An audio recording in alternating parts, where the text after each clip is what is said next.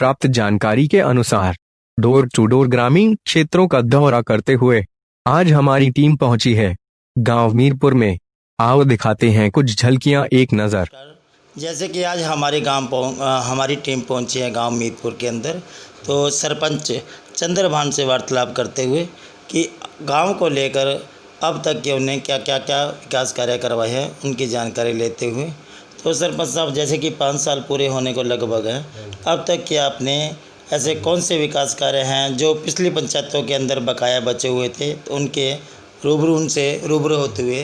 हाँ जी सरपंच साहब, जैसे कि विकास कार्य। हाँ जी, विकास कार्य हमारे गांव में सबसे पहले हमने अपने जैसे स्कूल में बच्चों के लिए बढ़िया पढ़ाई के लिए हमने बहुत जोर दिया। बार बार स्कूल संभालना, अध्यापकों से तालमेल रखना, बेटी बचाओ बेटी पढ़ाओ, इस अभियान हमने बहुत कोशिश की। और जनसंख्या के आधार पे जैसे लिंग अनुपात में उसमें स्कूल में जाकर शिक्षा के बारे में बताया। और हमने ग्रीन पार्क, जो हमारे गांव में ग्रीन पार्क का निर्माण करवाया, जिसमें हर एक बालक बुजुर्ग शाम और सुबह सैर पर जाते हैं और उसमें बढ़िया बढ़िया पौधे लगवा रखे हैं, उसका हमने निर्माण करवाया। दूसरा, गांव में जो दाह संस्कार के लिए शेड नहीं था, तो उसमें जिस तरह कोई एक्सपायर हो गया, बारिश का टाइम आ गया और आ गया, तो वहाँ बहुत ही समस्या हुआ करती।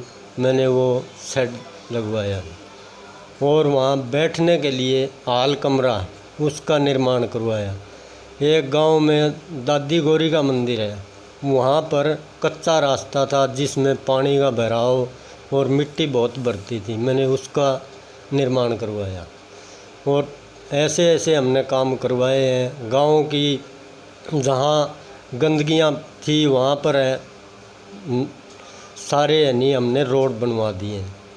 हाँ, और तो जैसे कि गांव को लेकर सरपंच चंद्रभान जी ने हमें बताया कि उन्होंने गांव के अंदर एक ग्रीन पार्क इस लेवल पे तैयार कर दिया गया है कि आने वाले गांव के अंदर जो युवा पीढ़ी है उनके लिए बहुत ही अच्छे गांव के अंदर एक पार्क का निर्माण किया गया है। तो सरपंच साहब, जैसे कि गांव के अंदर आपने एक पार्क का निर्माण किया है, तो आगे के जिस तरह के 5 साल पूरे होने को आपके लगभग हैं, तो आने वाले सरपंच जैसे एक नई पीढ़ी के युवा अब सरकार की नीति के अनुसार 10th पास है, तो युवा पीढ़ी जो अब नए सरपंच के लिए अप्लाई कर रहे हैं, तो ऐसी कौन सी समस्याएं हैं आप उनको बताना चाहोगे कि सरपंच बनने के दौरान आपके साथ ऐसी कौन सी समस्याओं का सामना करते हुए आपने 5 साल पूरे किए?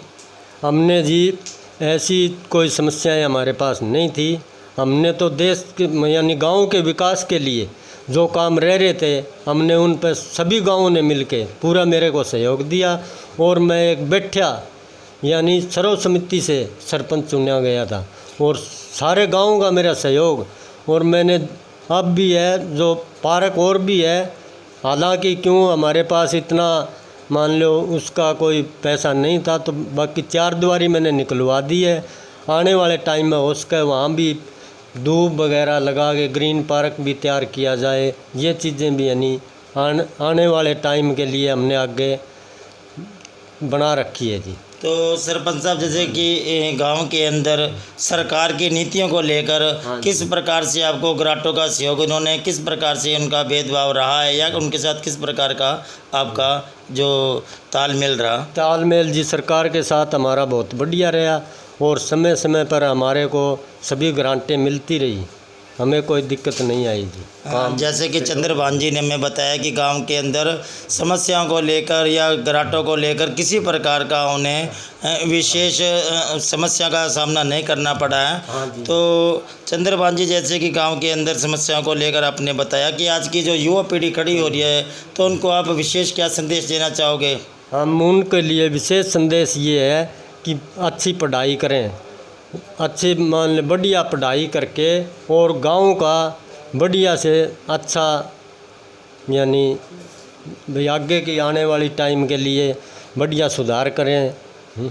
सबसे बढ़िया तो यह देखो जी, अच्छा मान ले पढ़ लिख कर और अपने बच्चों को भी पढ़ाई के ऊपर सबसे ज़्यादा जोर दें, ताकि उससे गांव का विकास हो सके। जैसे कि चंद्रभान जी, जैसे कि अब बढ़ती हुई जनसंख्या के साथ साथ एक नशा जो गांव के अंदर तकरीबन सभी गांवों को खाता चला जा रहा है, नौजवान जो पीढ़ी है उन के लिए एक विशेष समस्या का रूप बनता चला जा रहा है। तो गांव के अंदर जो नशा है उसको लेकर किस प्रकार के आपके कदम उठाए जा रहे हैं? हम उसके बारे में ये है जी, अगर युवा अच्छी पढ़ाई करेंगे नहीं तभी इस चीज़ से दूर हो पाएंगे।